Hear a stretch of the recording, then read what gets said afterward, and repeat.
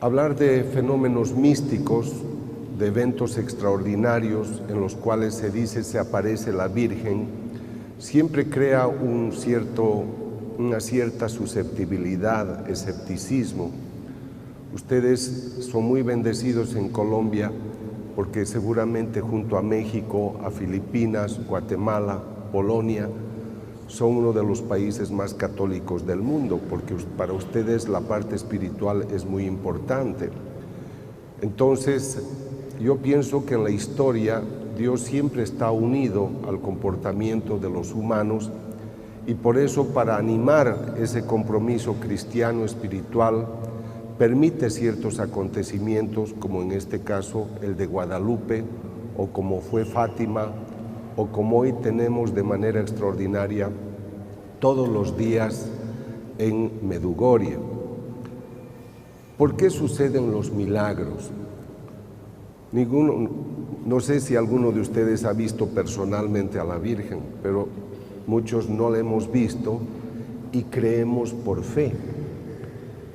Acabamos de comulgar el cuerpo eucarístico y nosotros por fe creemos que Cristo está presente en la Eucaristía, pero a veces ni el sacerdote ha visto la carne ni ha visto la sangre, pero por fe creemos que Cristo está presente en la Eucaristía. El Catecismo de la Iglesia Católica, en los numerales 150-153, explica que la fe es una adhesión libre y voluntaria a la verdad revelada porque confiamos en quien la ha revelado. Entonces, tú eres católico, crees que la Virgen María es la Madre de Dios, es la Madre de Jesucristo, y tú dices sí, pero yo te digo, tú no la has visto. Dices no, pero yo creo por fe. Entonces, ¿por qué sucede el milagro? Hay un teólogo que se llama León Dufour y él dice, el milagro sucede para confirmarte que aquello que tú crees es verdad. Yo he hecho muchos estudios de apariciones de la Virgen, apariciones modernas, he estado en más de 100 apariciones, y el momento que el Padre con tanta emoción y entusiasmo celebraba la misa y ustedes le acompañaban, yo pensaba realmente en el gozo que habría en el cielo cuando la Virgen, Dios ve que sus hijos la recuerdan de manera agradecida. Tu presencia fue importante para nosotros, es importante. Y a mí como investigador me alegra decirle a la gente, esto es verdad, esta no es una leyenda, esta no es una tradición, no es un cuento, es real. Pero como a veces la gente duda, y la Virgen de Guadalupe ha sido muy cuestionada aún por los propios mexicanos, la Virgen nos da muchas pruebas de su presencia. Este es el libro del cual el Padre hablaba anteriormente. Es un libro que está escrito en lengua náhuatl y relata toda la experiencia de Juan Diego. Se escribió a los pocos años de haber tenido esa experiencia extraordinaria, o sea que hay documentos que nos ayudan a creer que la historia de Juan Diego realmente tiene un asidero muy concreto. Ustedes saben que Juan Diego era sí ya un hombre mayor, pero se lo conoce como un hombre muy honesto, muy moral, humilde, sencillo. Esta es la colina del Tepeyac, y es acá donde se encuentran ya otros documentos que son de la época, donde se explica lo que puede haber sido esta aparición.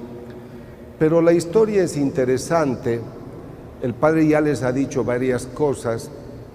La Virgen se presenta a este campesino, pero algo que yo quisiera rescatar es el comportamiento de Diego. Diego la ve a la Virgen. Estamos hablando del año 1531, diciembre, y él se muestra entusiasta y respetuoso. Le dice, mi niña, mi preciosa, mi hermosa, mi bella, yo soy el pequeño. Este detalle es sumamente importante porque está mostrando una aceptación. Yo les voy a mostrar luego otra aparición que ocurre un siglo y medio después en Sudamérica, pero el hombre a quien se le aparece es un cacique, es más culto que Diego, es más poderoso, pero él toma una lanza y se la arroja a la Virgen, no le dice mi niña y mi preciosa.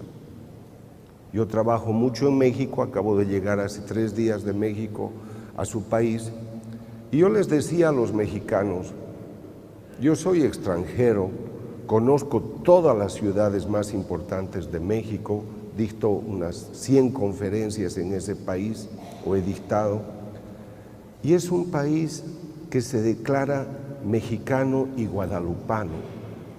Entonces yo les pregunto, ¿por qué creen ustedes que Jesús, Dios, permitió que su madre se quedara acá? Porque sabía que el mexicano la iba a cuidar, iba a ser de ella su estrella. Y por esa actitud de aceptación que ellos han tenido, hoy se la conoce como la emperatriz de las Américas y del mundo. Yo estoy en Filipinas, estoy en Corea, estoy en Egipto, estoy hace poco en Washington, en su gran basílica, y siempre está presente la Madre de Guadalupe. Entonces, yo pienso de que ellos fueron las personas que acogieron esta presencia con mucho amor, pero empieza con toda la actitud que tenía Juan Diego. Guanare es una población pequeña de Venezuela y allá se aparece la Virgen que hoy se conoce como la Virgen de Coromoto. Después de Guadalupe, aunque es muy pequeñita la imagen, yo he estado hace poco en Venezuela con las personas que están trabajando en rescatar esta devoción, la imagen es muy pequeñita, pero cuando se aparece la Virgen al cacique, él no le quiere hablar, él se comporta de manera violenta. Y justamente es en la mano de él que aparece un pequeño papel donde aparece impresa esta imagen. O sea, no es la primera vez. Ya ha habido una impresión tan extraordinaria de este tipo en México. Como señalaba el padre, el obispo no cree al principio. Y esto a mí un poco me sigue impactando, este escepticismo, porque yo he estudiado muchas apariciones en el siglo XXI. Y la primera respuesta que yo he recibido es: no creo.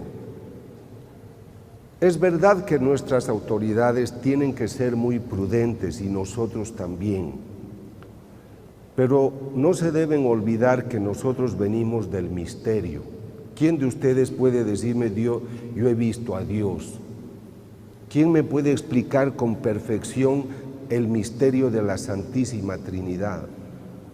¿Quién puede explicar claramente cómo sucedió la resurrección?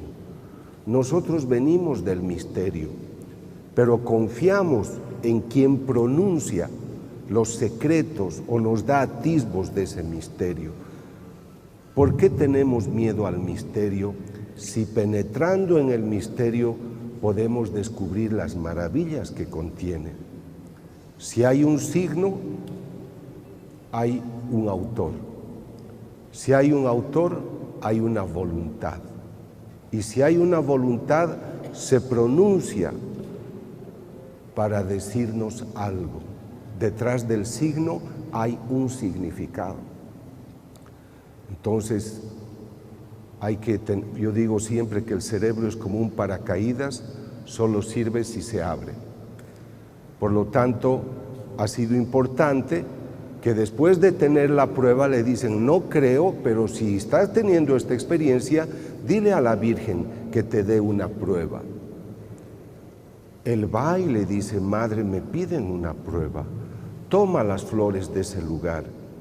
La colina del Tepeyac es fría, es invierno, es rocosa, pero él coge unas flores y es ahí donde va a ir. Lo hacen esperar mucho tiempo, no lo reciben inmediatamente, es objeto de burlas, pero cuando él muestra su poncho, el ayate, pues ve impresa esta imagen extraordinaria. Esta es una toma del original de la Virgen, Vean la superficie con un color, pigmentos perfectamente adheridos a una superficie que además es irregular. Pueden ver acá que en el medio hay una división. En realidad el poncho tenía 3 divisiones. Está confeccionada con el hilo de la fibra es de un cactus que normalmente ellos lo utilizaban para protegerse, para hacer pequeñas canastas, pero la duración es de 15 a 30 años. La textura se va deteriorando poco a poco y dura más o menos, como decía, 15 a 30 años, pero esta ya va a tener casi 500 años y está impecable. Estas son las pequeñas construcciones que han ido haciendo poco a poco, porque la Virgen le dice: yo quiero que me hagan acá una pequeña casa. Ha ido creciendo poco a poco. Esto es para que se documenten y tengan una idea del contexto mexicano. Pero ya la imagen empieza a llamar la atención. ¿Cómo puede ser de que salga impresa una imagen con tanta nitidez en una fibra tan áspera, tan rugosa, tan irregular? Cualquier pintor lo primero que busca es que para poder pintar, tenga una superficie lisa y muy regular.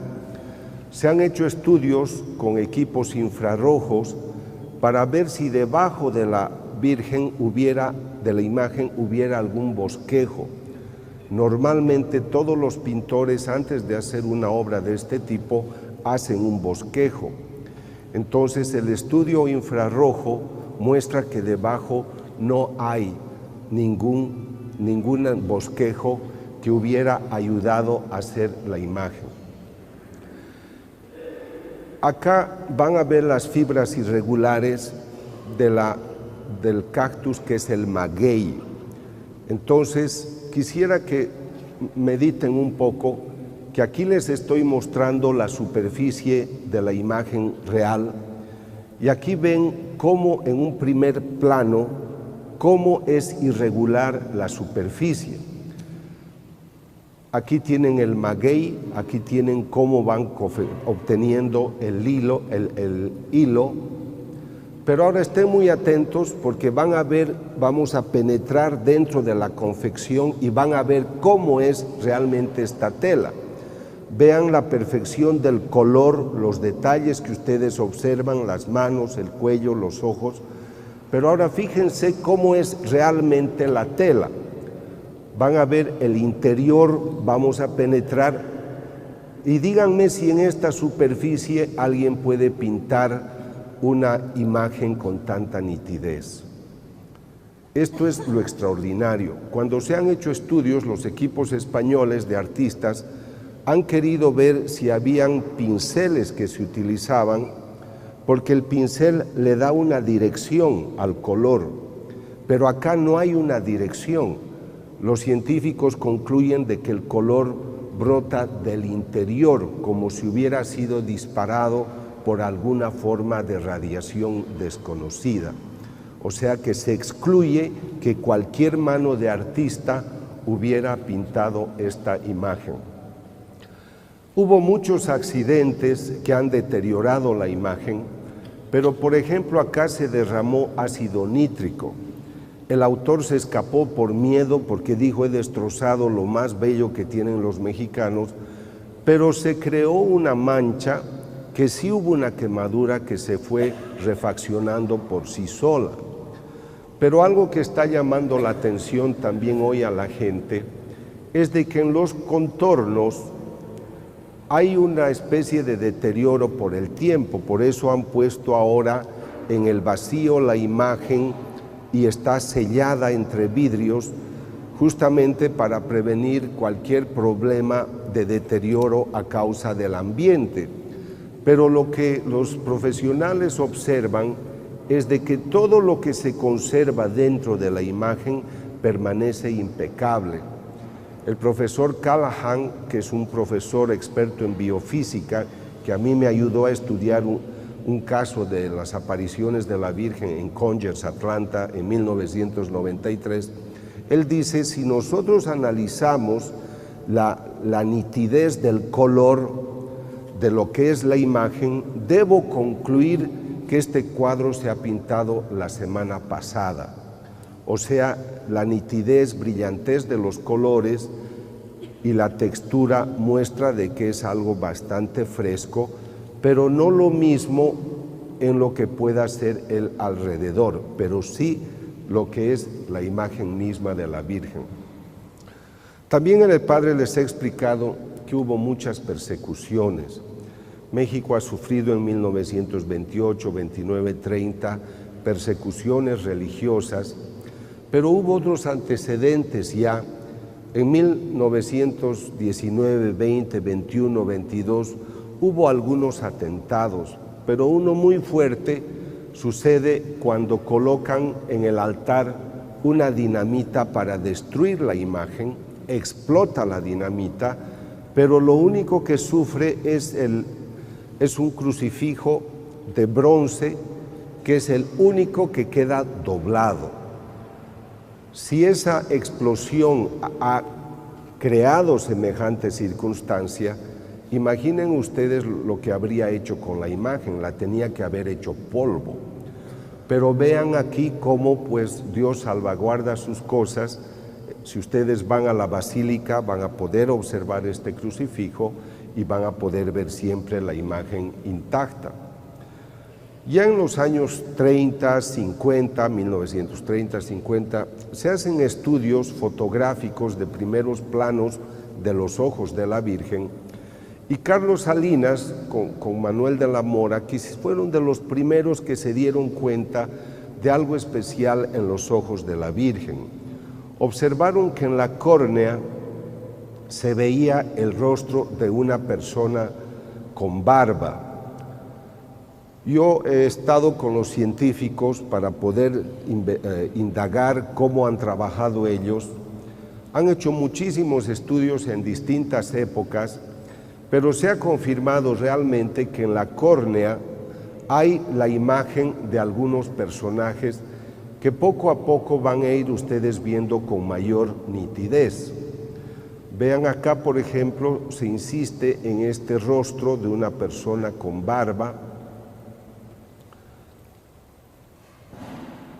pero vamos a penetrar con mayores detalles. Este es el profesor Enrique Graue, que era oftalmólogo, y él dice que en la córnea, en el cristalino, se observa la imagen de un hombre con barba, que es lo que acaban de ver ustedes.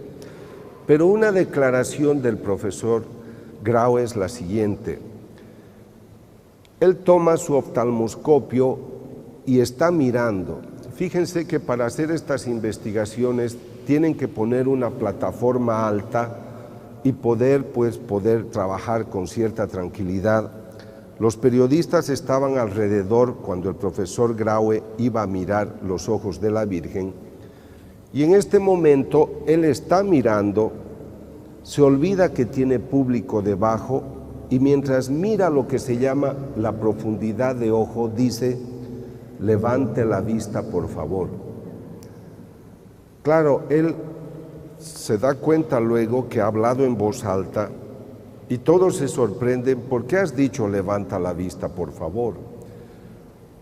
Él se siente cohibido, pero dice: yo estoy acostumbrado a ver fondo de ojo, y este ojo tiene el fondo como el que yo veo en mis pacientes.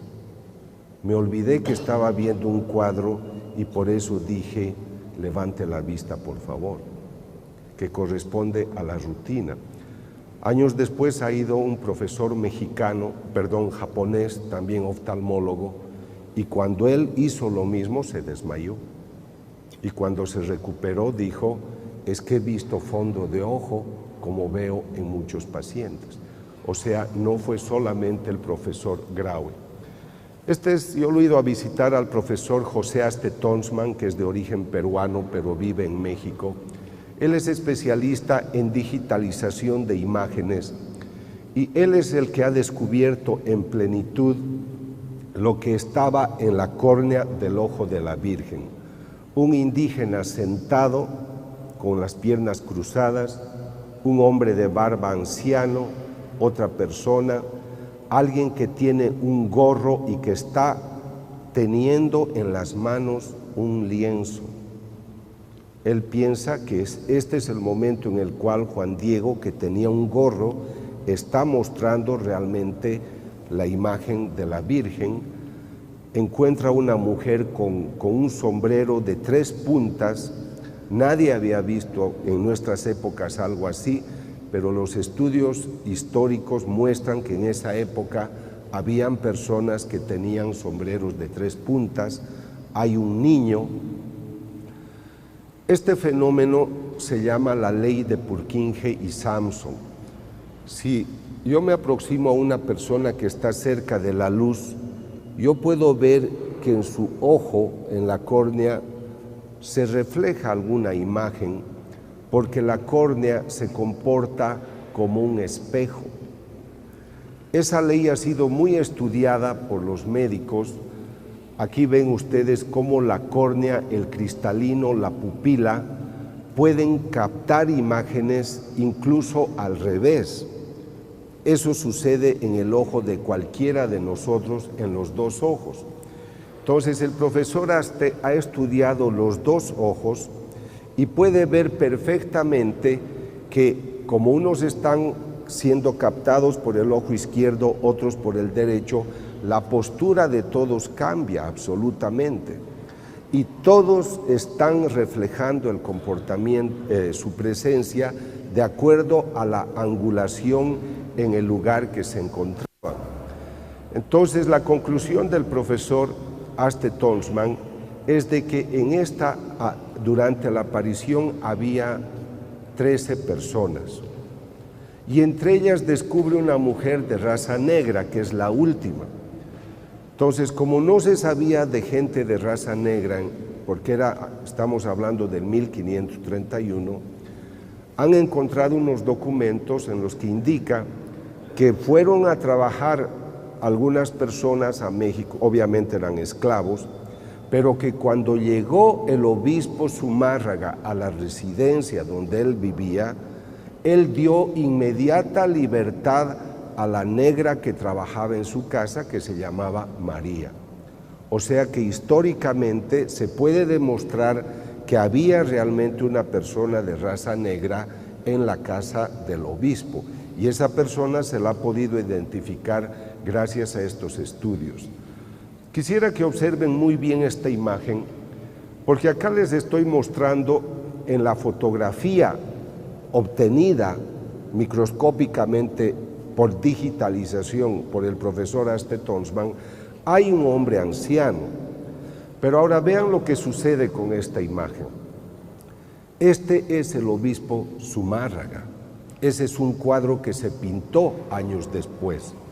Entonces fíjense cómo realmente tenemos las pruebas de que en el momento de la aparición estaba el obispo, hay un hombre que interpreta a este como el traductor que le estaba traduciendo al obispo lo que hablaba el campesino, porque obviamente no estaban hablando en español. Yo he estudiado bastante y he estado con el padre Gobi. El padre Gobi fundó los movimientos sacerdotales marianos y en sus textos escribe algo que le dijo la Virgen. Estoy hablando de 1980-81. Busquen los secretos de mis ojos en Guadalupe. O sea, la Virgen se lo dijo por su parte al padre Gobi, pero ya la ciencia por su parte estaba trabajando estos temas. Se han hecho muchos estudios sobre la geometría, sobre la presencia de las estrellas, pero por ejemplo los expertos en pintura, en arte, han hecho estudios sobre la distribución geométrica cuando ellos pintan un cuadro de este tipo, y han hecho todo un seguimiento geométrico para ver la perfección, cómo está centrada la imagen, demostrando que realmente todo el cálculo de focalización, distribución, es realmente perfecto. Esto lo ha hecho un artista altamente formado en lo que pueda ser la tridimensionalidad, la angulosidad, la perspectiva, y por eso creo que vale la pena poder conocer estos datos. En la actualidad se han interesado mucho por todas las estrellas, son 46 estrellas que figuran en el manto de la Virgen, y hoy se sabe, porque se ha trabajado mucho desde 1980 con astrónomos, tratando de explicar cuál es el significado de las estrellas, y han concluido que las estrellas están presentando cómo se presentaban en ese momento las estrellas, los planetas, en el momento de la aparición. O sea, las constelaciones están representadas perfectamente en el lugar, en la ubicación, en el grado, en la latitud, que ocurrió justamente en diciembre de 1531. Pero ese es un estudio, se están publicando ahora nuevos libros, hace 2 o 3 días me llevaron uno a México, y esta es la presencia de una madre importante. Hay misterios, como por qué no se deteriora el ayate, cómo puede haber esta imagen tan perfecta sin que se pueda evidenciar la presencia de una dirección en el pincel. Ahora tengan cuidado, porque a veces hay gente que seguramente con una buena intención manipulan la información, y en internet tal vez algunos de ustedes han visto que han dicho que han puesto unos termómetros, han puesto sistemas para medir latidos del corazón y han demostrado de que en el vientre de la Virgen hay un niño que está latiendo, que su temperatura varía. Eso no es verdad, nadie ha hecho una investigación de ese tipo. Es mentira también que la NASA hubiera investigado, la NASA no ha investigado. Entonces a veces ponen las personas, por ejemplo los que están trabajando para el aborto, en contra del aborto, dijeron, la Virgen muestra de que en su vientre hay unos latidos, que se le ha hecho el estudio. Con eso quieren decir es que ella está embarazada y hay los latidos. Evidentemente la forma es de una persona embarazada, porque la Virgen siempre va a anunciar a su hijo. Pero no es verdad que se hubieran hecho registros fisiológicos de alguien, de un niño que esté en el vientre y que ponga en evidencia latidos. Entonces, en este sentido hay que ser sumamente cuidadoso. Si ustedes van a la basílica, esto es lo que van a poder observar. Es un cofre con toda la seguridad de un vidrio blindado, pero sobre todo está la imagen cuidada en el vacío para evitar cualquier forma de deterioro. En estos días estuve en Veracruz, viajé al Distrito Federal, estuve en otra ciudad que se llama Tabasco, y los mexicanos tienen muchas formas de devociones. Al año visitan unos 12 millones la basílica, pero gente de todo el mundo, y en estos días, como también les decía el padre, al menos 6 millones de personas visitan. Van de rodillas, pero hay unos que se llaman los antorchistas, son los que yo he visto ahora en Veracruz, en Tabasco, son jóvenes, la mayoría jóvenes, que encienden la luz donde está la Virgen y la llevan hasta sus pueblos, pero ellos van corriendo, van con una antorcha encendida, hacen 300, 400, 500 kilómetros. Obviamente tienen un coche que va con ellos y los cuida, pero son devociones muy bellas. A las mamás les gusta vestir a sus hijos con la ropa de Guadalupe, y en psicología nosotros llamamos moldeamiento. Los padres aquí en Colombia yo he visto que también ponen de monaguillos a niños de 3, 4, 5 años de edad. Lo he visto mucho en Popayán. Y eso se llama moldeamiento. Quiere decir que si tú a tu niño desde temprano lo acercas a los bienes de lo que es la verdad espiritual, su cerebro aprende. Los que han leído mis libros sobre el cerebro, la palabra que hiere, que sana, saben que yo explico que cuando tú aprendes algo, eso no se queda en el aire, sino que entra y forma unas huellas en el cerebro, y por esas huellas nosotros tenemos luego muchos comportamientos. Ustedes son un país muy católico porque sus abuelos, sus papás han ido enseñando.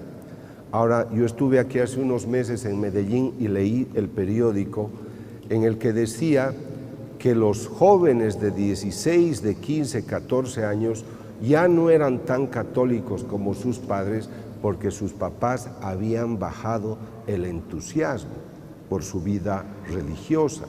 Entonces, este es algo que los sacerdotes, los obispos tienen que tomar en cuenta, porque los papás que hoy tienen 35 años, 40 años o 30 años son más relajados, no están asumiendo el rol espiritual que pues han tenido sus papás, y ustedes son una esperanza para el mundo.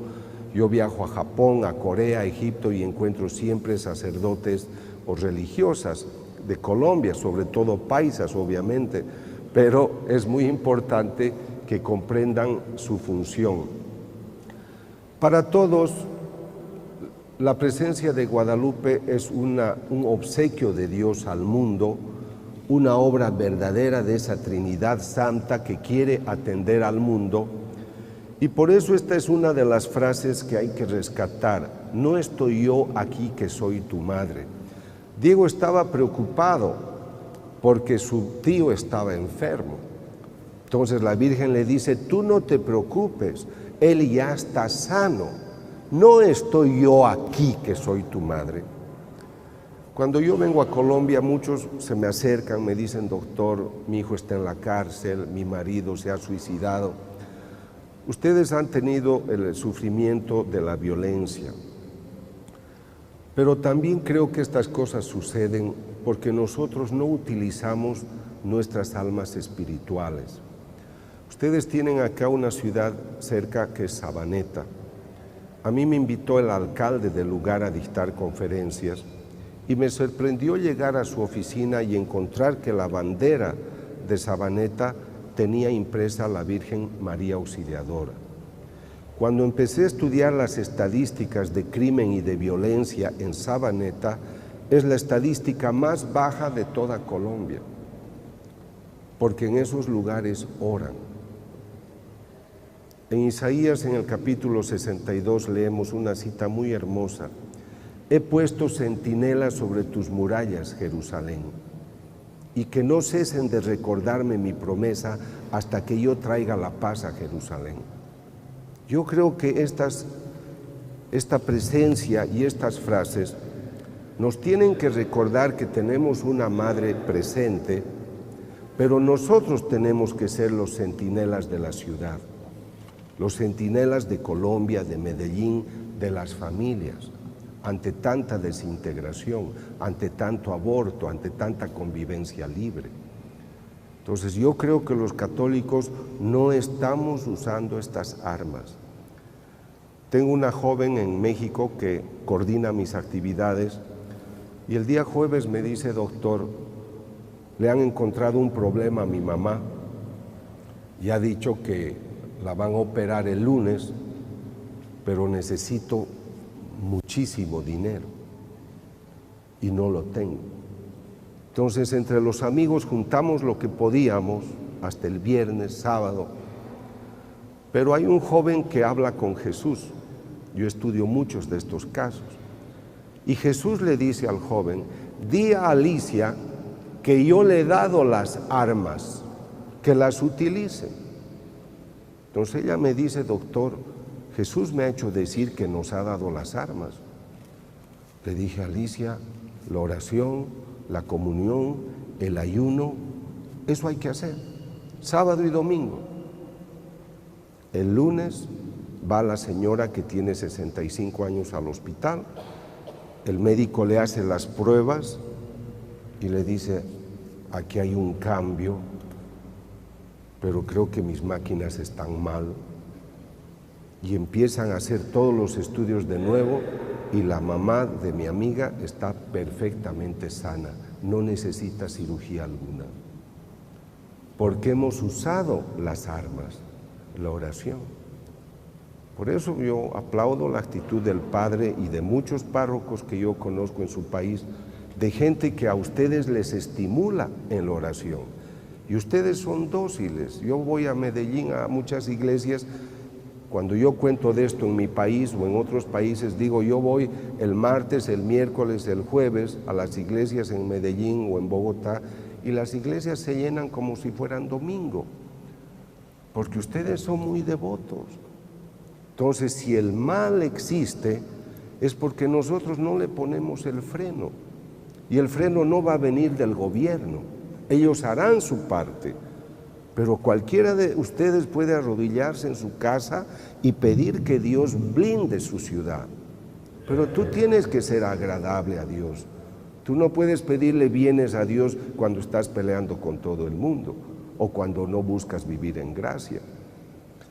Así que la Madre está esperando que nosotros toquemos sus puertas. Pero yo no quisiera que se queden solamente con la experiencia de Guadalupe. Es la figura de María. Me parece muy hermosa la frase de Grignon de Montfort cuando dice: Dios Padre creó un depósito de todas las aguas y lo llamó mar. Creó un depósito de todas las gracias y lo llamó María. María es la hija del Padre, es la llena de gracia, y ella es la madre de toda la humanidad. Ahora, qué dramático para ella pasar de una experiencia extraordinaria de ser la madre del Salvador, dar a luz milagrosamente porque se conservó virgen, dar a luz un hijo santo, al Hijo de Dios, y luego al pie de la cruz dar a luz a unos hijos pecadores que están crucificando a su hijo. Pero ella asume y dice: sí, yo lo hago. ¿Ustedes creen que cuando ella tenía 14 años y medio y recibe la revelación, tú serás la madre? Ella sabía lo que le esperaba. No crean que ella se enteró de esto 3 días antes de la crucifixión. Ella lo supo. Por eso ella guardaba todo en su corazón. Entonces es la figura de una madre valiente que nosotros no solo vamos a aplaudir desde afuera o admirar, tenemos que imitar sus pasos, porque ella es una mujer. Esta es una frase de Juan Pablo II, donde habla como una mujer excepcional para todas las generaciones. O sea, nosotros tenemos que ser excepcionales. Encontramos injusticia, persecuciones, enfermedades, pero tenemos que ser valientes para afrontar las vicisitudes de la vida. Alégrate, llena de gracia, el Señor está contigo. Pero ella responde: aquí está la sierva del Señor, que se haga en mí según su palabra. A veces tenemos pruebas. Acabo de estar en un país en Centroamérica y han matado a una joven de 18 años en una zona.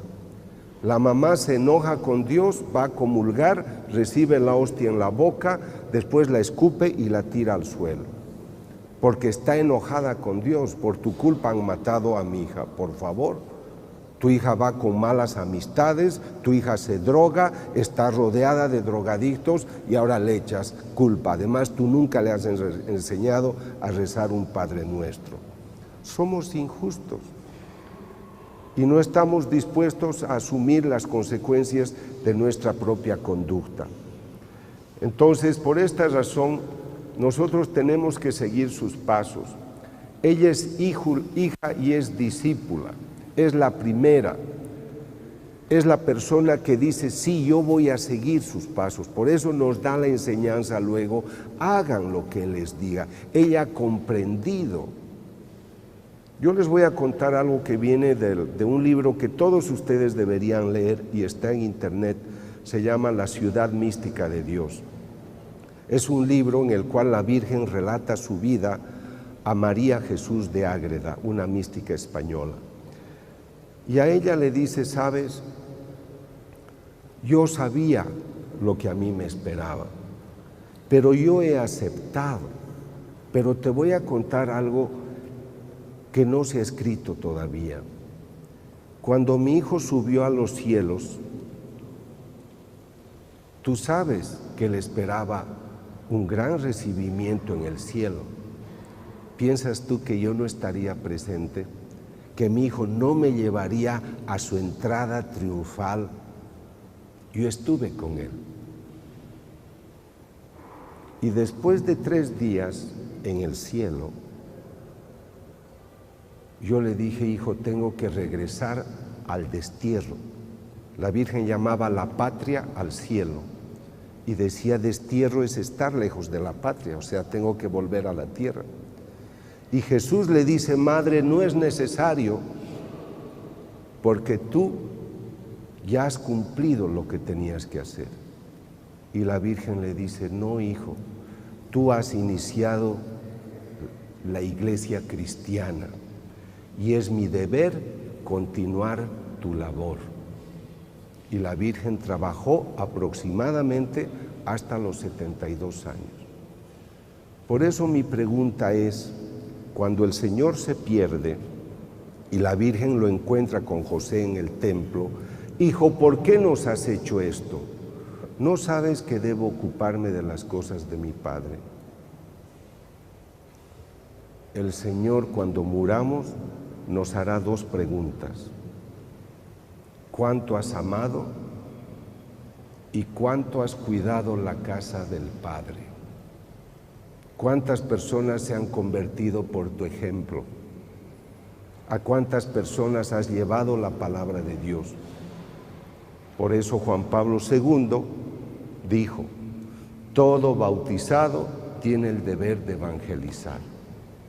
Entonces no es solo el padrecito o la religiosa, sino que cada uno de nosotros debe hacer algo para cuidar esta casa de Dios, como lo hizo María, mostrándonos el camino, que es el camino de la verdad y la vida.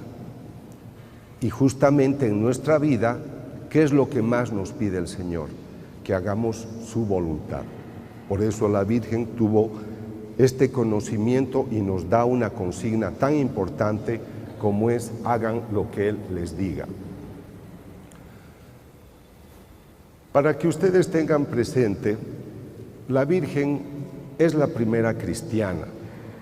Ella es la madre y maestra de la Iglesia, porque realmente ella tomó muchos roles. Después que la Virgen ha estado en Éfeso, esto también ella lo relata a sus místicos, ella vuelve a Jerusalén.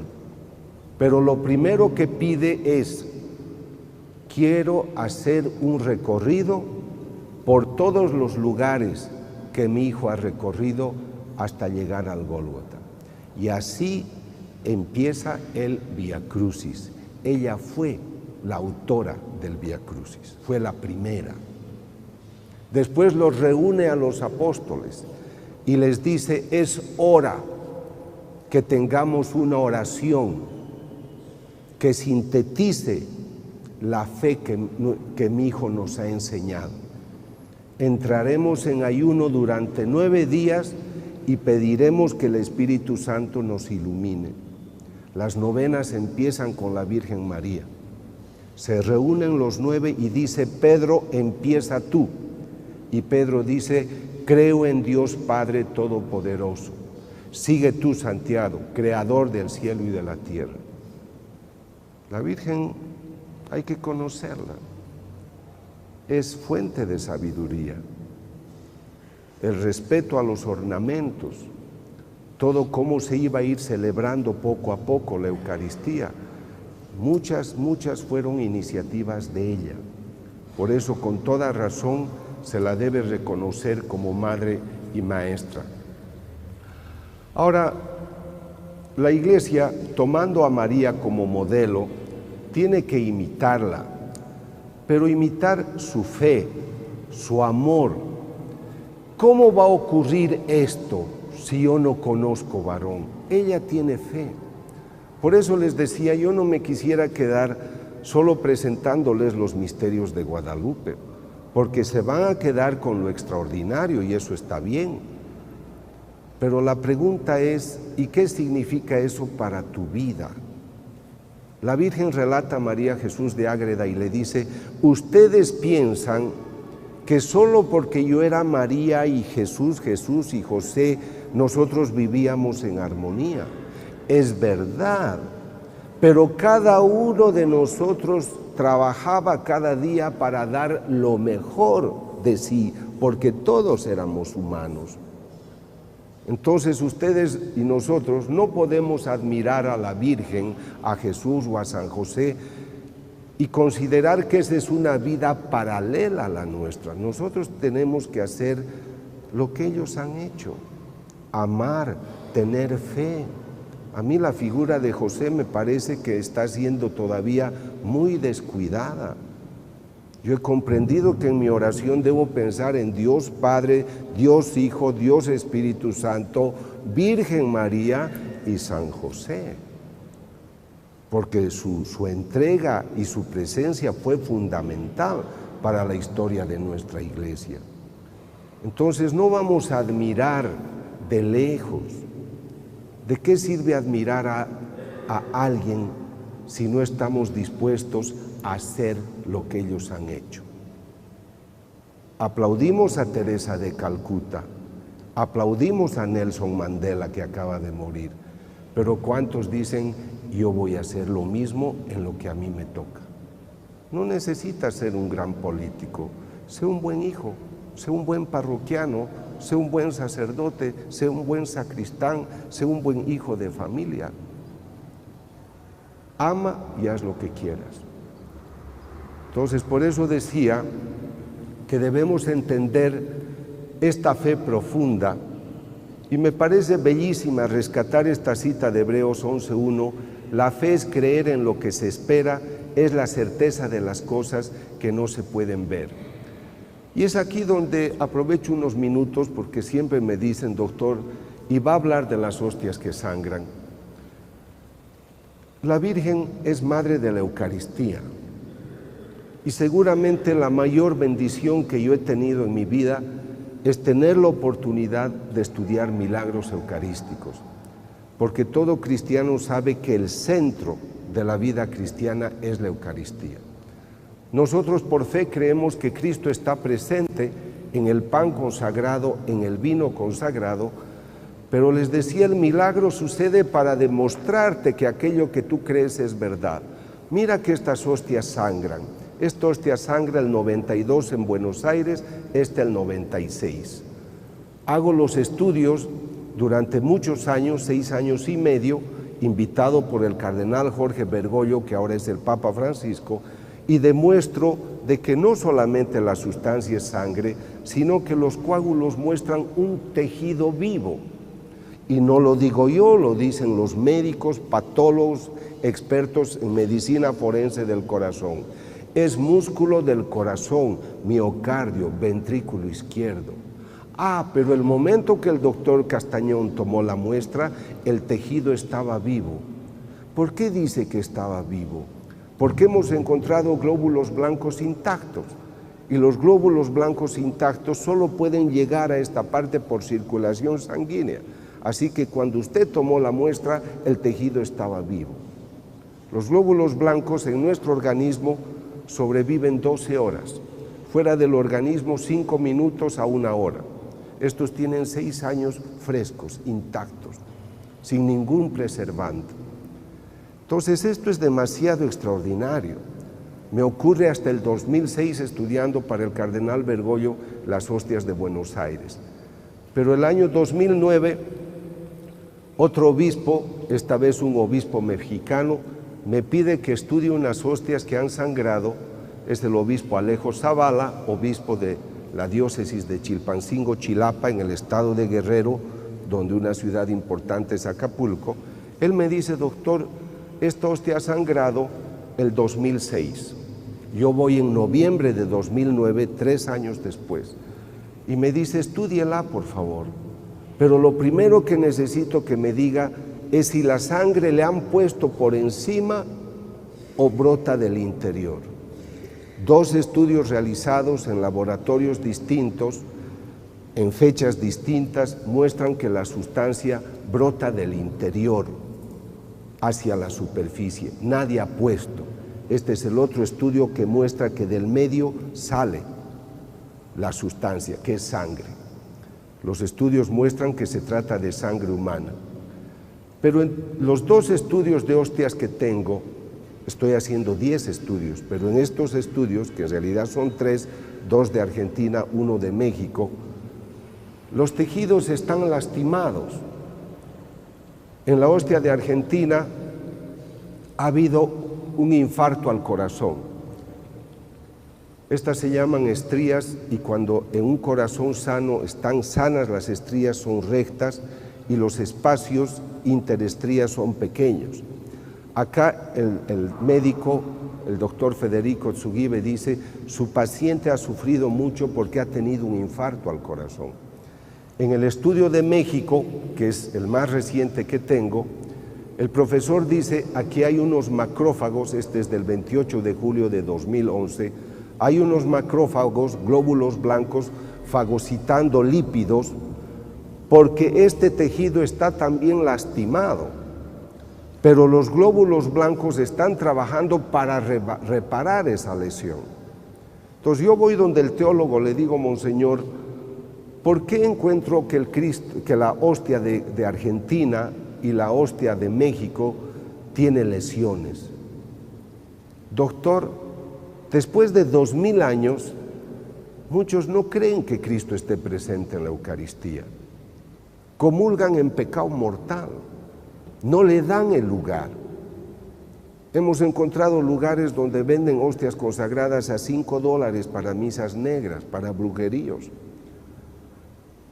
Después de 2000 años no lo reconocemos y lo seguimos crucificando. Por eso usted ha encontrado lesiones en esos tejidos.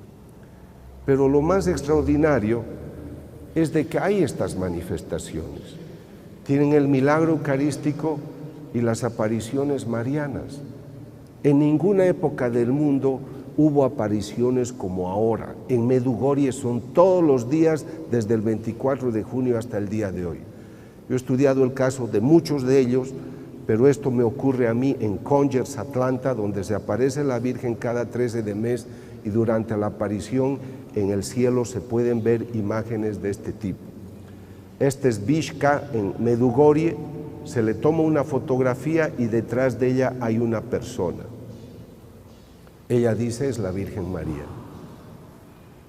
Ella anuncia que al día siguiente, como es Pentecostés, caerán 12 lenguas de fuego y al otro día se pueden tomar en fotografías las 12 lenguas que caen. La imagen exuda lágrimas cristalinas, la Reina de la Paz, a veces una sustancia aceitosa. Yo he tomado muestras para analizar en laboratorios. Esa vez fui al Tecnológico de Monterrey y la sustancia aceitosa es aceite de oliva perfumado a flores. Esto es en Congers. Yo le invité a mi madre para que vaya al lugar y esto es lo que han hecho, un altar, pero después en una fotografía del mismo altar aparece una imagen que no existe en ese sitio. Esto ocurre el 13 de octubre, también en Congers, Atlanta. Y esta es seguramente una de las más hermosas en Medjugorje, donde una persona siente la necesidad de fotografiar algo de un árbol y cuando revela la fotografía aparece una persona con el rosario. Entonces, no estoy yo aquí que soy tu madre. La Virgen cuando se aparece en Fátima dice: si no se convierten, vendrá una guerra peor. Y viene la Segunda Guerra Mundial. Y es ahí que vienen las bombas atómicas. Cuando la Virgen se aparece el 81, yo viví en Alemania, quiero aclararles que era ateo, no creí en Dios. Yo he cambiado de vida recién en el 93 con los estudios que he hecho a partir del 92. La Virgen se aparece en Medjugorje el 81 y dice: enmienden sus caminos. Si ustedes no cambian de vida, una guerra destruirá esta nación. Y la guerra de los Balcanes hizo destrucciones que recién ahora se van comprendiendo. Yo no tenía nada que ver con temas católicos, repito, era ateo, pero yo dirigía una clínica en Alemania y era profesor universitario. Y tuve que escribir un artículo sobre lo siguiente. Durante esas guerras de los Balcanes, donde ya se divide la Yugoslavia, toman prisioneros a 6.000 niños, porque hay la idea de que al hombrecito hay que matarlo. Y violaban a las mujeres enemigas para que tengan la semilla de los otros, o sea, de los que odiaban. Su idea era una guerra étnica. Pero sobre lo que yo escribí es que toman prisioneros a 6.000 niños, los ponen en filas, los niños tenían 8, 9, 10 años de edad, algunos 6. Los ponen en filas y por detrás los soldados les empiezan a cortar la garganta. Y a medida que retrocedían para matar a los siguientes niños, los cabellos de los niños de 8 o 9 años de edad se volvían blancos en ese minuto. Era un cuadro psicosomático basado en el terror. ¿Les parece bello que los grandes hombres del siglo XXI con sus celulares y digitales estemos siendo tan vulgares en matar gente? La razón por la que yo hago estas investigaciones es para recordarle al humano. Hablo a los musulmanes en Egipto, hablo a los budistas en Corea. No les digo tienes que ser católico como yo. Si quieres ser, ojalá y Dios te bendiga. Pero lo que a mí me importa recordarle al humano de todas las naciones es que somos cuerpo y alma espiritual. Y San Pablo dice en Gálatas 5:22 algo demasiado hermoso que ojalá hoy lo mediten ustedes. El fruto del Espíritu es el amor, es la paz, es la armonía. Entonces, si en tu casa no hay paz, si en tu vida personal no hay armonía, si en tu país no hay paz, es que el Espíritu de Dios no está vigente. Y por eso a las personas no les importa matar. Yo por mi trabajo me rodeo de gente a veces que está contraria a la ley. Van a mis conferencias. Doctor, yo lo escuché hace un año y decidí cambiar de vida porque yo era un hombre muy malo, era sicario. Pero hoy quiero cambiar. Y hace 10 días estaba en Veracruz, llegó un joven y le dijo al sacerdote: Padre, mis manos están manchadas de sangre y he perdido la cuenta de aquellos que he matado. Pero mataba porque era mi trabajo. Y las personas lloran y lloran y lloran. ¿Por qué lloran? Porque empiezan a sentir que su madre toca la puerta. Por eso la nueva evangelización.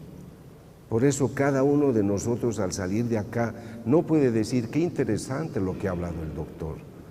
La pregunta es, ¿qué estás haciendo con tu espíritu? ¿Te reconocen porque eres la persona que ama, la que resuelve el problema o la que crea el problema? ¿Eres la persona en la cual uno ve que está el Señor en su vida? El Señor dijo, porque ustedes aman, reconocerán que son mis discípulos. No es porque hablas demasiado o porque llevas muchas medallas en tu cuello, es porque amas. Y a las personas que aman se las reconoce por eso. Entonces, ¿con qué quisiera concluir? De que ella está, pero necesita de unos brazos. Han festejado bien a Guadalupe, pero ahora, ¿qué vas a hacer con eso? Tienen que salir con la antorcha encendida y decir, desde ahora yo salgo de aquí a buscar la oveja perdida, porque tú tienes que ser la madre o el padre de esa persona que todavía no conoce a Dios. Que Dios les bendiga y muchas gracias.